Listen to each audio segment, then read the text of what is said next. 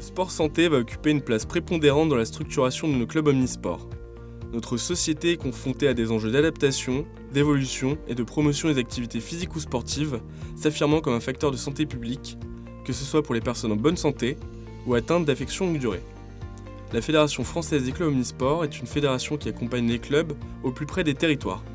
Elle s'engage naturellement sur le terrain sociétal et cette implication a mené à l'élaboration d'un projet fédéral construit autour de 4 piliers, dont l'omnisport et santé.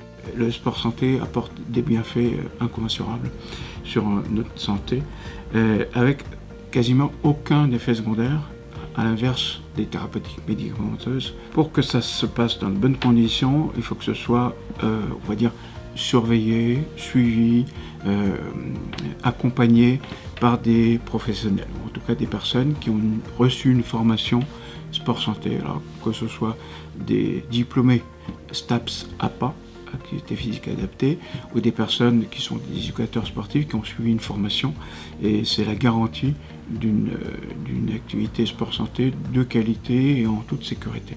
On a un public nouveau qui vient pratiquer chez nous, plus orienté vers le loisir et le bien-être. Ce public doit avoir une écoute très particulière avec des tests pour pouvoir mettre à disposition des séances. Nous devons avoir des personnels formés pour être au plus près des pathologies de chaque adhérent. Le programme de formation de la Fédération française des clubs omnisports a pour vocation de former les éducateurs salariés et les bénévoles des clubs omnisports à l'accueil de publics en situation d'affection longue durée. Cette formation délivre un diplôme fédéral reconnu par le CNOSF, le ministère des Sports et le ministère de la Santé. Elle permet à son titulaire, possédant un diplôme d'encadrement sportif, d'encadrer des séances d'activité physique adaptées auprès de patients atteints d'une affection longue durée. Une fois que ces ressources en ligne sont consultées, il y a évidemment toute une série de travaux dirigés, de QCM qui vont progressivement valider le parcours. C'est un parcours qui dure 56 heures.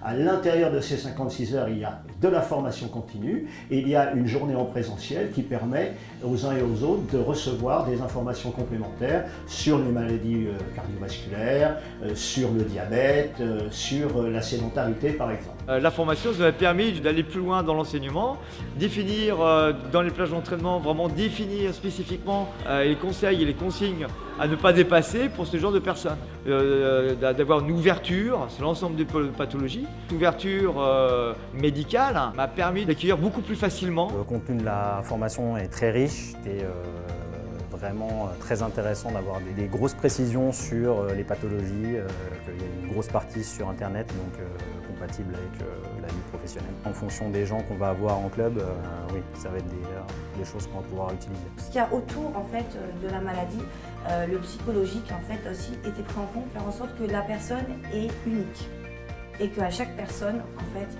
il y a un travail unique.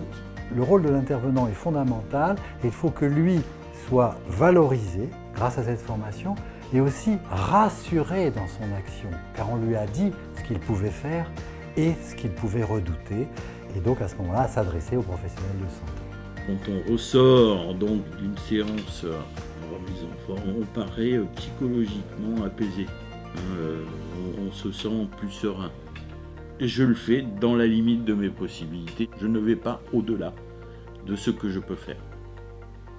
Pour ce qui est du suivi et du contrôle, le coach est informé des limitations que je peux avoir dans mes exercices. Ce sont des informations qui ont une certaine remontée vis-à-vis donc de l'encadrant. Lorsque l'on revient la semaine d'après faire un cours où on reprend ces mêmes exercices, on s'aperçoit que bon, il y a des bénéfices.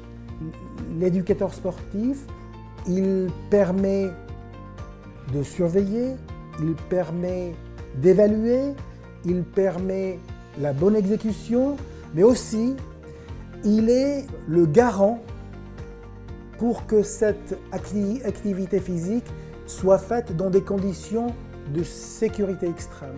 Dans le cadre d'une activité, on va dire, surveillée, par un professionnel, il faut que ce soit réalisé en club, avec un suivi, avec des échanges possibles, des relations entre le médecin prescripteur et ensuite la personne qui va prendre en charge la personne qui sera éligible au sport sur ordonnance. C'est-à-dire que les gens reprennent réellement une activité sportive. et réellement se retrouvent en pleine possession de leur corps. Et je pense que, je dirais, le point final, ce sera si un jour l'État considère que, effectivement, outre sur le papier, que le sport santé est une démarche importante pour la santé de chacun et pour la santé de la sécurité sociale, j'espère que la sécurité sociale pensera à nous. On accueille environ 70 personnes atteintes en LD. On se rend compte qu'il y a un frein économique à la pratique. Effectivement, nous appliquons des tarifs liés à la pratique sportive et qui sont souvent rédhibitoires pour des publics atteints de pathologies. Les clubs omnisports ont engagé des initiatives en matière de sport santé, à savoir l'encadrement au travers de la formation, la structuration de projets, des investissements financiers. Afin de pérenniser ces engagements, les clubs attendent en retour une prise en considération des actions menées par l'État, les collectivités, les acteurs médicaux et du privé. Dans ce contexte, il est important de montrer la plus-value et la force de l'omnisport par l'offre de pratiques diversifiées et mutualisées proposées au sein d'un même club, évoluant en transversalité avec un réseau de partenaires extérieurs. Le niveau 2 est un niveau qui va projeter l'apprenant à l'extérieur de son club. Il est là pour constituer un réseau dans son territoire. Il va devoir consulter, identifier les partenaires de développement. C'est peut-être un conseil général, une municipalité, un hôpital, les réseaux de soins, les associations de patients, un certain nombre de partenaires qui vont devoir travailler ensemble, tout cela pour faire en sorte que les personnes vont dans ce club formé. Donc on est dans une autre perspective à la fois temporelle et également géographique. Le niveau 2 est là pour structurer le territoire sur le sport et la santé.